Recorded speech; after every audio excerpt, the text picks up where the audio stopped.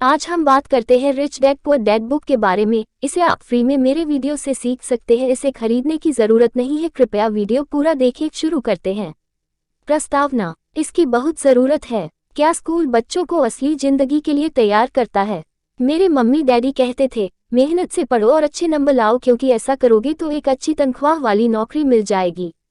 उनके जीवन का लक्ष्य यही था कि मेरी बड़ी बहन और मेरी कॉलेज की शिक्षा पूरी हो जाए। उनका मानना था कि अगर कॉलेज की शिक्षा पूरी हो गई तो हम जिंदगी में ज़्यादा कामयाब हो सकेगा। जब मैंने 1976 में अपना डिप्लोमा हासिल किया, मैं फ्लोरिडा स्टेट यूनिवर्सिटी में काउंटिंग में ऑनर्स के साथ ग्रेजुएट हुई और अपनी कक्षा में काफ़ी ऊंचे स्थान पर रही, तो मेरे मम्मी डैडी का लक्ष्य पूरा हो गया था। यह उनकी जिंदगी की सबसे बड़ी उपलब्धि थी। मास्टर प्लान के हिसाब से मुझे एक बिना अकाउंटिंग क्रम में नौकरी भी मिल गई। अब मुझे उम्मीद थी एक लंबे करियर और कम उम्र में रिटायरमेंट की। मेरे पति माइकल भी इसी रास्ते पर चले थे। हम दोनों ही बहुत मेहनती परिवारों से आए थे जो बहुत अमीर नहीं थी। माइकल ने ऑनर्स के साथ ग्रेजुएशन किया था, एक बार नहीं बल्कि 2 बार। पहली बार इंजीनियर के रूप में और फिर तो स्कूल से उन्हें जल्दी ही पेटेंट लॉ में विशेषज्ञता रखने वाली वॉशिंगटन डी.सी. की एक मानी हुई तो फर्म में नौकरी मिल गई और इस तरह उनका भविष्य भी सुजय लग रहा था। उनके करियर का नक्शा साफ था और यह बात तय थी कि वह भी जल्दी रिटायर हो सकते थे। हालांकि हम दोनों ही अपने करियर में सफल रहे, परंतु हम जो सोचते थे हमारे साथ ठीक वैसा ही नहीं हुआ। हमने कई बार नौकरियां बदली कि हर बार नौकरी बदलने के कारण सही थे, परंतु हमारे लिए किसी ने भी स्पेशल योजना में निवेश नहीं किया। हमारे रिटायरमेंट फंड हमारे खुद के लगाए पैसों से ही बढ़ रहे हैं। हमारी शादी बहुत सफल रही है और हमारे 3 बच्चे ही, उनमें से 2 कॉलेज में हैं और तीसरा अभी हाई स्कूल में गया ही है। हमने अपने बच्चों को सबसे अच्छी शिक्षा दिलाने में बहुत सा पैसा लगाया। 1996 में एक दिन मेरा बेटा स्कूल से घर लौटा। स्कूल से उसका मोहभंग हो गया था। वह पढ़ाई से ऊब चुका था। मैं उन विषयों को पढ़ने में इतना ज़्यादा समय क्यों बर्बाद करूं जो असल जिंदगी में मेरे कभी काम नहीं आएंगे। उसने विरोध किया। बिना सोचे विचारे ही मैंने जवाब दिया, क्योंकि अगर तुम्हारे अच्छे नंबर नहीं आए तो तुम कभी कॉलेज नहीं जा पाओगे, चाहे मैं कॉलेज जाऊं या न जाऊं। उसने जवाब दिया, मैं अमीर बनकर दिखाऊंगा। अगर तुम कॉलेज से ग्रेजुएट नहीं हुए तो तुम्हें कोई अच्छी नौकरी नहीं मिलेगी। मैंने एक माँ की तरह चिंतित और आतंकित होकर कहा, बिना अच्छी नौकरी के तुम किस तरह अमीर बनने के सपने देख सकते हो? मेरे बेटे ने मुस्कुराकर अपने सिर को बोरियत भरे अंदाज में हिलाया। हम वह चर्चा पहले भी कई बार कर चुके थे। उसने अपने सिर को झुकाया और अपनी आंखें घुमाने लगा। मेरी समझदारी भरी सलाह एक बार फिर उसके कानों के भीतर नहीं गई थी।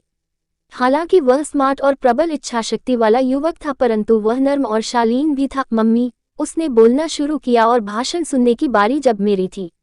समय के साथ चलिए और अपने चारों तरफ देखिए। सबसे अमीर लोग अपनी शिक्षा के कारण इतने अमीर नहीं बचे। माइकल जॉर्डन और मैडोना को देख, वहां तक कि बीच में छोड़ देने वाले बिल गेट्स ने काम किया। आज अमेरिका के सबसे अमीर व्यक्ति है और अभी उनकी उम्र भी 30 से 40 के बीच ही है। और उस बेसबॉल पिचर के बारे में तो आपने सुना ही होगा, जो दरअसल हर साल $40 लाख से ज्यादा कमाई करता है, जबकि उस पर दिमागी तौर पर कमजोर होने का लेबल लगा हुआ है। हम दोनों काफी समय तक चुप रहे। अब मुझे वह समझ में आने लगा था कि मैं अपने बच्चे को वही सिखा रही थी जो मेरे माता पिता ने मुझे दी थी। हमारे चारों तरफ की दुनिया बदल रही थी, परंतु हमारी सलाह नहीं बदली थी। अच्छी शिक्षा और अच्छे ब्रेड हासिल करना अब सफलता की गारंटी नहीं रह गए थे और हमारे बच्चों के अलावा ये बात किसी की समझ में नहीं आई थी। मम्मी, उसने आगे कहा, मैं डैडी और आपकी तरह दिमागी मेहनत नहीं करना चाहता। आपको काफी पैसा मिलता है और हम एक शानदार मकान में रहते हैं जिसमें बहुत से कीमती सामान ही। अमर मैं आपकी सलाह मानूंगा तो मेरा दाल भी आपकी ही तरह होगा। मुझे भी ज्यादा मेहनत करनी पड़ेगी ताकि मैं ज्यादा टैक्स भर सकूं और कर्ज में डूब जाऊं। वैसे भी आज की दुनिया में नौकरी की सुरक्षा बची नहीं है। मैं वह जानता हूं कि छोटे और सही आकार की फर्म कैसी होती है। मैं ये भी जानता हूं कि आज के दौर में कॉलेज के जातकों को कम तनख्वाह मिलती है, जबकि आपके जमाने में उन्हें ज्यादा तनख्वाह मिला करती थी। डॉक्टरों को देखिए, ये अब उतना पैसा नहीं कमाते जितना पहले कभी कमाया करते थे। मैं जानता हूं कि मैं रिटायरमेंट के लिए सामाजिक सुरक्षा या कंपनी पेंशन पर भरोसा नहीं कर सकता। अपने सवालों के मुझे नए जवाब चाहिए। वह सही था, उसे नए जवाब चाहिए थे और मुझे भी। मेरे माता पिता की सलाह उन लोगों के लिए सही हो सकती थी जो 1945 के पहले पैदा हुए थे, पर यह उन लोगों के लिए विनाशकारी साबित हो सकती थी जिन्होंने तेजी से बढ़ रही दुनिया में जन्म लिया था। अब मैं अपने बच्चों से वह सीधी सी बात नहीं कह सकती थी, स्कूल जाओ अच्छे ग्रेड हासिल करो और किसी सुरक्षित नौकरी की तलाश करो। मैं जानती थी कि मुझे अपने बच्चों की शिक्षा को सही दिशा देने के लिए नए तरीकों की खोज करनी होगी। एक माँ और एक अकाउंटेंट होने के जाने में इस बात से परेशान थी कि स्कूल में बच्चों को धन संबंधी शिक्षा या वित्तीय शिक्षा नहीं दी जाती। हाई स्कूल खत्म होने से पहले ही आज के युवाओं के पास अपना क्रेडिट कार्ड होता है। ये बात अलग है कि उन्होंने कभी धन संबंधी पाठ्यक्रम में शामिल नहीं लिया होता है और उन्हें ये भी नहीं पता होता है कि इसे किस तरह निवेश किया जाता है। इस बात का ज्ञान तो दूर की बात है कि क्रेडिट कार्ड पर चक्रवृद्धि ब्याज की गणना किस तरह की जाती है। इसे आसान भाषा में कहें तो उन्हें धन संबंधी शिक्षा नहीं मिलती और यह ज्ञान भी नहीं होता कि पैसा किस तरह काम करता है। इस तरह वे उस दुनिया का सामना करने के लिए कभी तैयार नहीं हो पाते जो उनका इंतजार कर रही है।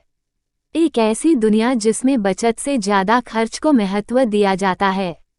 जय मेरा सबसे बड़ा बेटा कॉलेज के शुरुआती दिनों में अपने क्रेडिट कार्ड को लेकर कर्ज में डूब गया तो मैंने उसके क्रेडिट कार्ड को नष्ट करने में उसकी मदद की।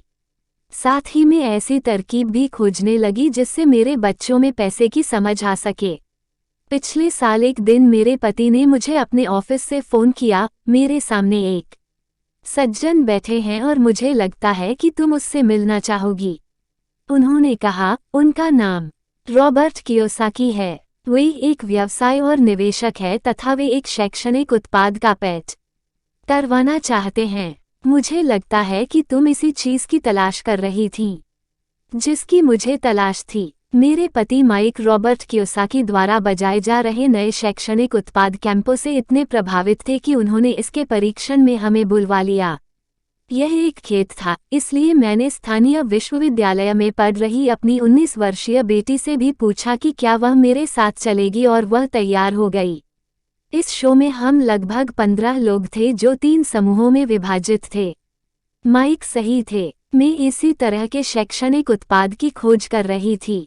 ये किसी रंगीन मोनोपोली चोर की तरह लग रहा था जिसके बीच में एक बड़ा सा चूहा था, परंतु मोनोपोली से यह इस तरह अलग था कि इसमें 2 रास्ते थे, एक अंदर और दूसरा बाहर। खेल का लक्ष्य था अंदर वाले रास्तों से बाहर निकालना जिसे रॉबर्ट चूड़ा दौड़ कहते थे और बाहरी रास्ते पर पहुंचना या तेज रास्ते पर जाना।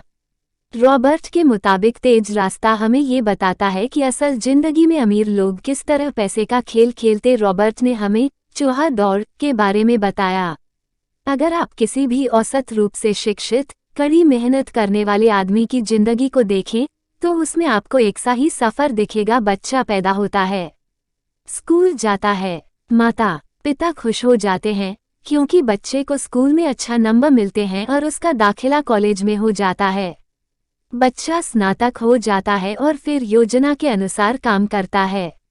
वो किसी आसान, सुरक्षित नौकरी या करियर की तलाश करता है। बच्चे को ऐसा ही काम मिल जाता है। शायद वह डॉक्टर या वकील बन जाता है, या वह सेना में भर्ती हो जाता है, या फिर वह सरकारी नौकरी करने लगता है।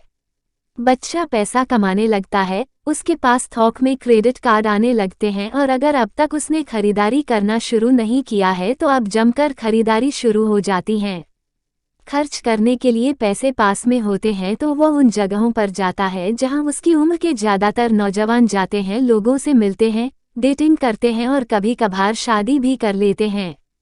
अब जिंदगी में मजा आ जाता है क्योंकि आजकल पुरुष और महिलाएं दोनों नौकरी करते ही 2 तनख्वाह बहुत सुखद लगती हो। पति पत्नी दोनों को लगता है कि उनकी जिंदगी सफल हो गई है, उन्हें अपना भविष्य सुनहरा नजर आता है। अब ये घर, कार, टेलीविजन खरीदने का फैसला करते हैं, छुट्टियां मनाने कहीं चले जाते हैं और फिर उनके बच्चे हो जाते हैं। बच्चों के साथ उनके खर्च भी बढ़ जाते हैं। खुशहाल पति पत्नी सोचते हैं कि ज्यादा पैसा कमाने के लिए अब उन्हें ज्यादा मेहनत करनी चाहिए। उनका करियर अब उनके लिए पहले से ज्यादा मायने रखता है। वे अपने काम में ज्यादा मेहनत करने लगते हैं ताकि उन्हें प्रमोशन मिल जाए या उनकी तनख्वाह बढ़ जाए। तनख्वाह बढ़ती है पर उसके साथ ही दूसरा बच्चा पैदा हो जाता है। अब उन्हें एक बड़े घर की जरूरत महसूस होती है। वे करों में और भी ज्यादा मेहनत करते हैं, बेहतर कर्मचारी का जाते हैं और ज्यादा मन लगाकर काम करने लगते हैं।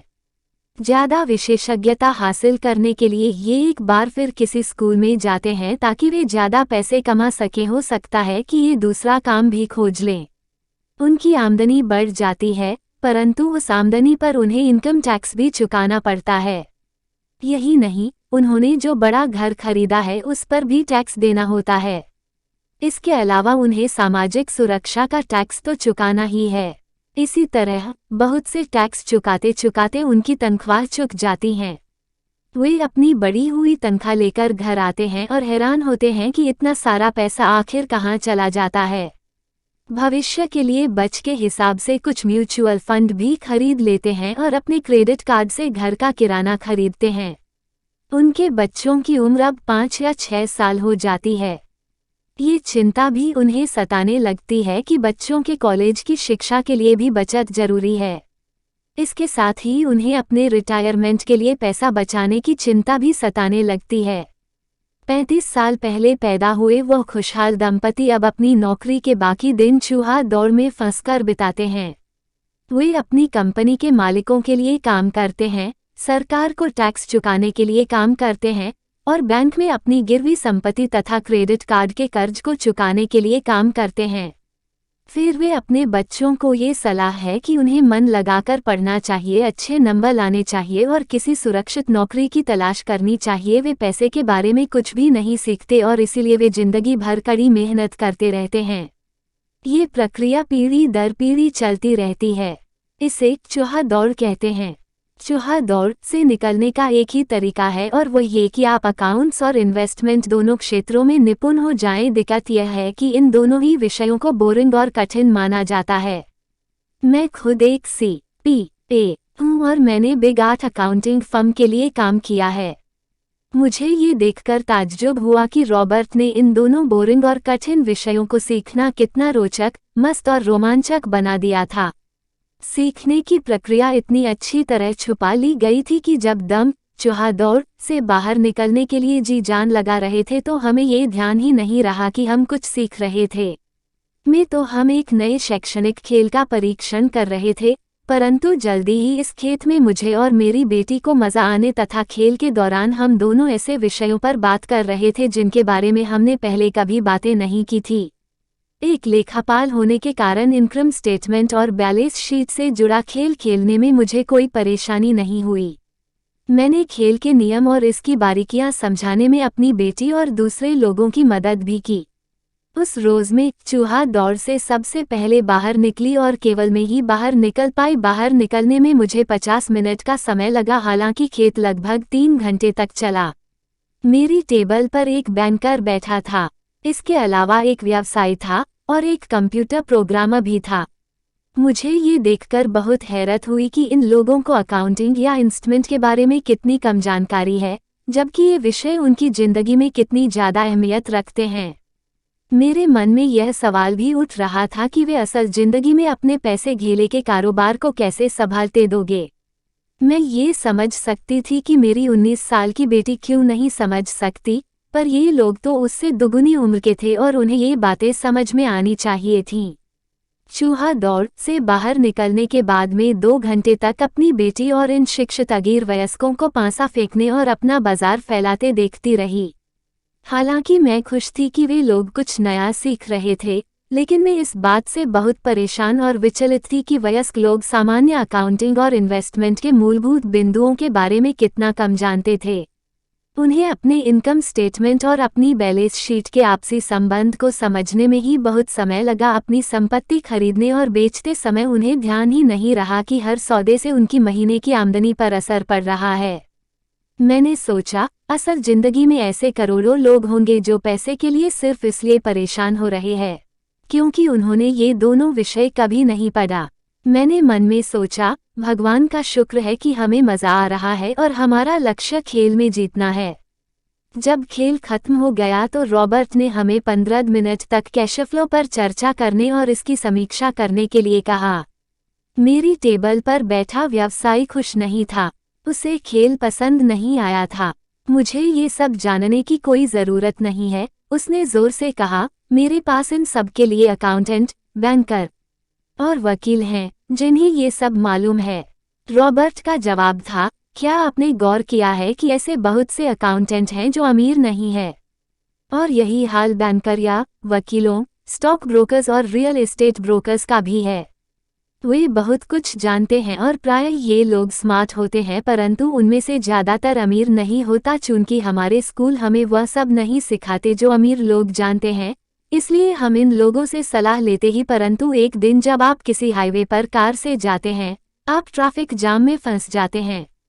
आप बाहर निकलने के लिए छटपटाते हैं। जब आप अपनी दाईं तरफ देखते हैं तो वहां आप देखते हैं कि आपका अकाउंटेंट भी उसी ट्रैफिक जाम में फंसा हुआ है। फिर आप अपनी बाईं तरफ देखते हैं और आपको वहां अपना बैंकर भी उसी हाल में नजर आता है। इससे आपको हालात का अंदाजा हो जाएगा। कंप्यूटर प्रोग्रामर भी इस खेल से प्रभावित नहीं हुआ था। ये सीखने के लिए मैं सॉफ्टवेयर खरीद सकता हूँ। बैंकर जरूर प्रभावित हुआ था। मैंने स्कूल में अकाउंटिंग सीखी थी, परंतु मैं जब तक ये नहीं समझ पाया था कि इसे असल जिंदगी में किस तरह काम में लाया जाए। अब मैं समझ गया हूँ, मुझे चूहा दौड़ से बाहर निकलने के लिए खुद को तैयार करने की जरूरत है।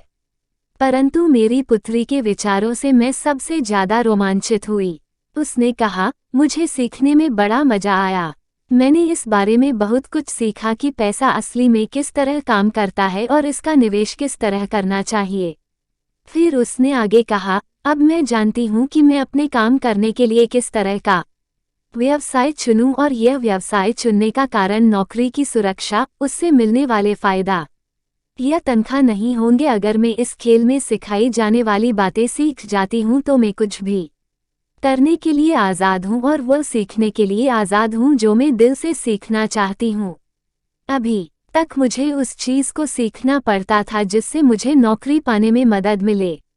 अगर मैं ये खेल सीख जाती हूँ तो मुझे नौकरी की सुरक्षा और सामाजिक सुरक्षा की ज़्यादा चिंता नहीं होगी, जैसी कि मेरी बहुत सी सहेलियों को होती है।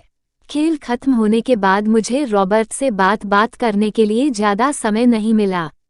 हमने उनकी योजना पर आगे बातें करने के लिए बाद में मिलने का फैसला किया। इतना तो मैं जानती थी कि इस खेल के बहाने रॉबर्ट ये चाहते थे कि लोगों में पैसे की बेहतर समझ विकसित हो जाए। यही कारण था कि मैं उनकी योजनाओं के बारे में ज़्यादा जानने के लिए उत्सुक थी।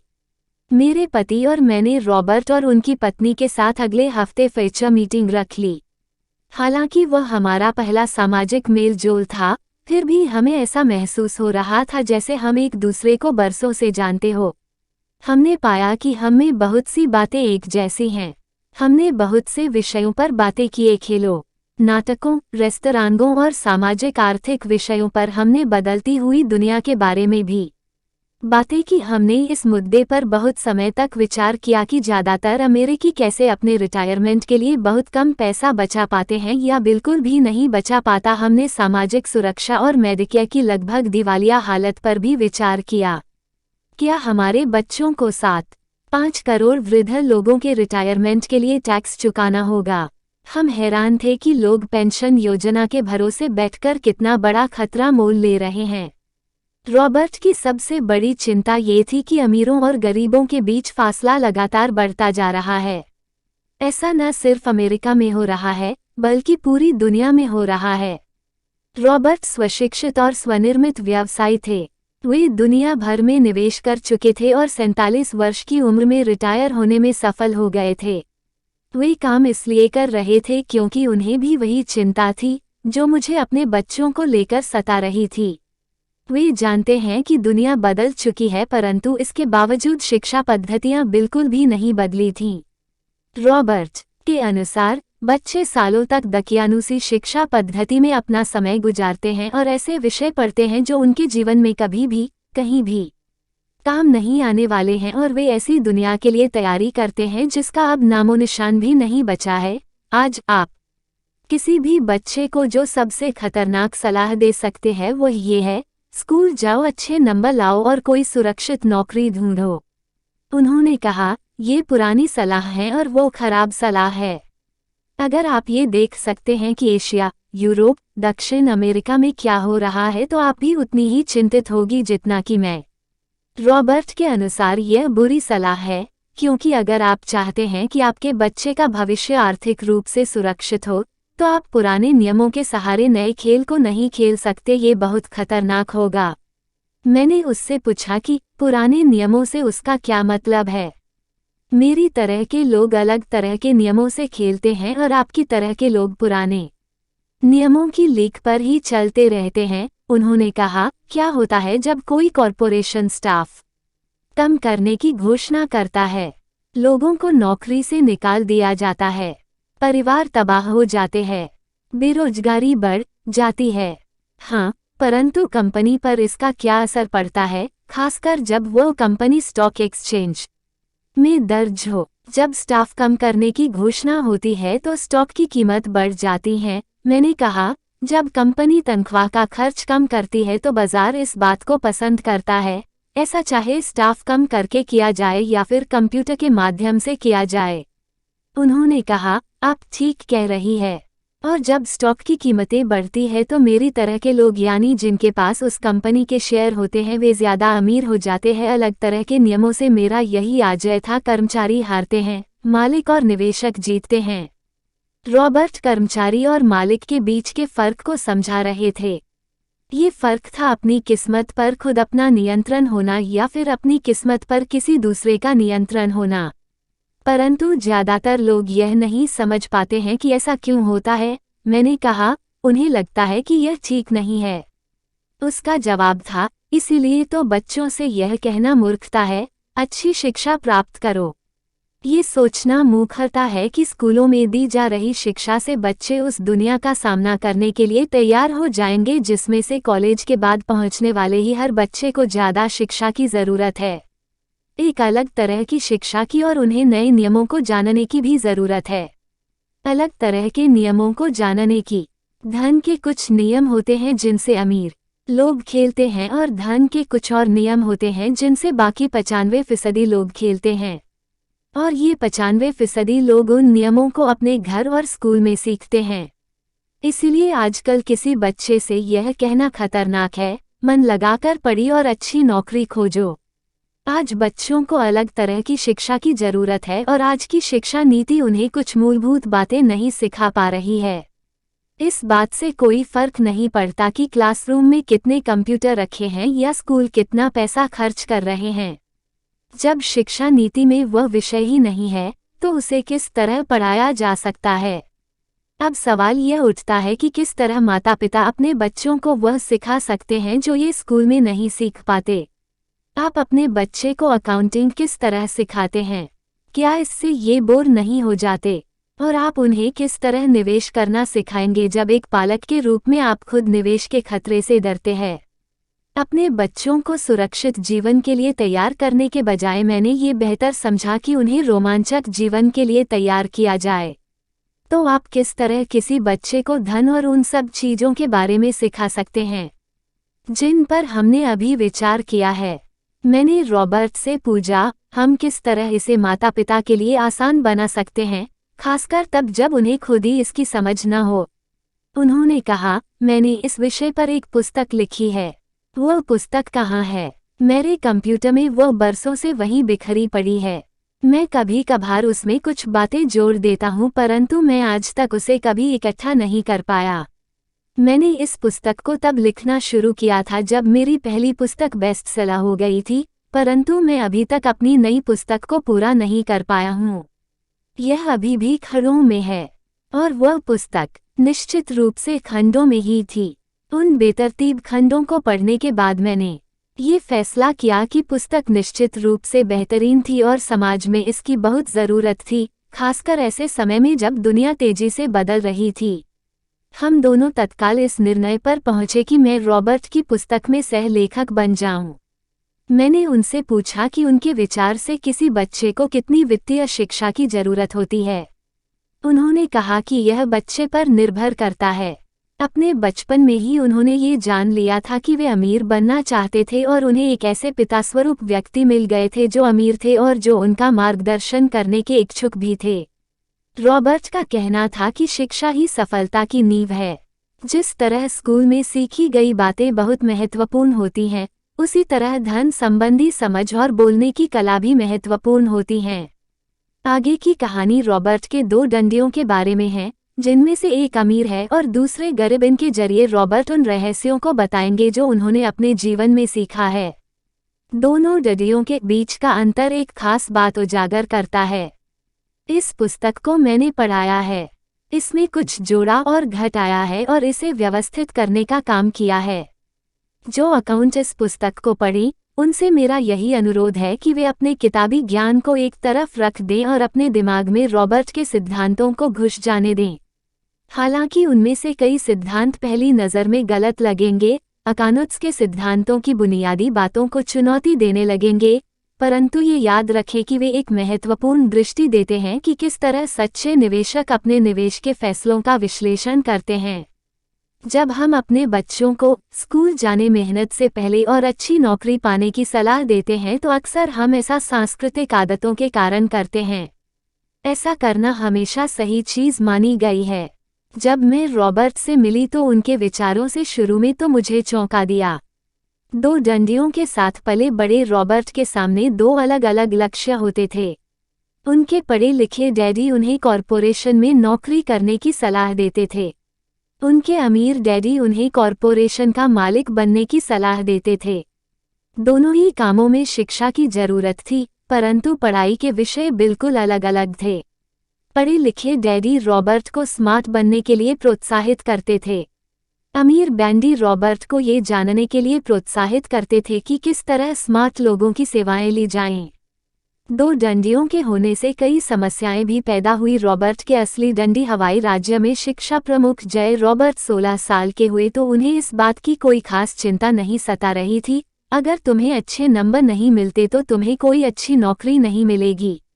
वे पहले से ही जानते थे कि उनके करियर का लक्ष्य था कॉरपोरेशन का मालिक बनना, न कि उसमें नौकरी करना। सच तो यह है कि अगर हाई स्कूल में समझदार और मेहनती परामर्शदाता नहीं मिला होता तो रॉबर्ट कभी कॉलेज भी नहीं गए होता। वे इस बात को मानते हैं। वे दौलत कमाने के लिए बेताब थे, परंतु वे आखिरकार मान ही गए कि कॉलेज की शिक्षा से भी उन्हें फायदा हो सकता है।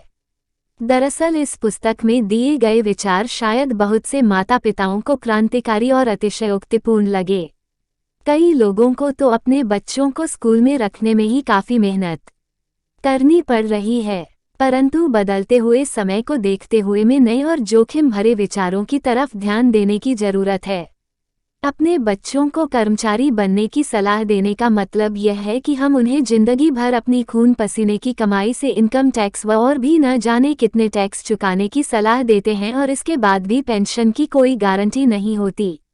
और यह सच है कि आज के ज़माने में टैक्स किसी व्यक्ति का सबसे बड़ा खर्च है। हकीकत में ज़्यादातर परिवार तो जनवरी से आधी मई तक सिर्फ अपने टैक्स चुकाने के लिए ही सरकार की नौकरी करते हैं। आज नए विचारों की बहुत ज़रूरत है और यह पुस्तक हमें नए विचार देती है। रॉबर्ट का दावा है कि अमीर लोग अपने बच्चों को अलग तरह की शिक्षा देते ही वे अपने बच्चों को घर पर सिखाते हैं। डिनर टेबल पर हो सकता है कि यह विचार वे न हों जिन पर आप अपने बच्चों के साथ बातें करते हो, परंतु उन पर नज़र डालने के लिए धन्यवाद। और मैं आपको सलाह देती हूँ कि आप खोज करते थे। एक माँ और एक CPA होने के नाते तो यहाँ सोचती हूँ कि अच्छे नंबर वाला और एक बढ़िया नौकरी पा लेना एक पुराना विचार है। अपने बच्चों को नए तरह के विचार देने होंगे। हमें उन्हें अलग तरह की शिक्षा देनी होगी। शायद हम अपने बच्चों को ये सिखाएं कि अच्छे कर्मचारी होने के साथ साथ वे अपना खुद का निवेश कॉरपोरेशन भी खोल सके। दोनों का ये तालमेल बढ़िया रहेगा। एक माँ होने के जाते मुझे उम्मीद है कि यह पुस्तक सभी अभिभावकों के लिए फ़ायदेमंद होगी। रॉबर्ट लोगों को ये बताना चाहते हैं कि कोई भी व्यक्ति अगर ठान ले तो अमीर बन सकता है।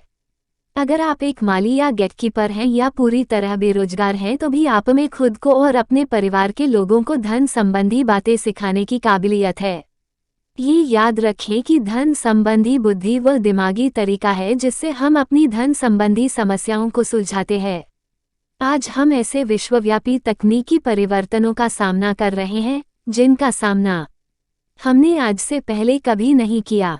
किसी के पास भी जादू की पुड़िया नहीं है, परंतु एक बात तो तय है, ऐसे परिवर्तन हमारे सामने जाने वाले हैं जो हमारे यथार्थ से परे हो। कौन जाने भविष्य हमारे लिए क्या लाता है, पर जो भी हो हमारे पास दो मूलभूत विकल्प मौजूद हैं, या तो धन सुरक्षा की राह पर चले या फिर हम स्मार्ट बनकर खुद को धन संबंधी क्षेत्रों में शिक्षित करें और अपने बच्चों की धन संबंधी प्रतिभा को भी जागृत करें।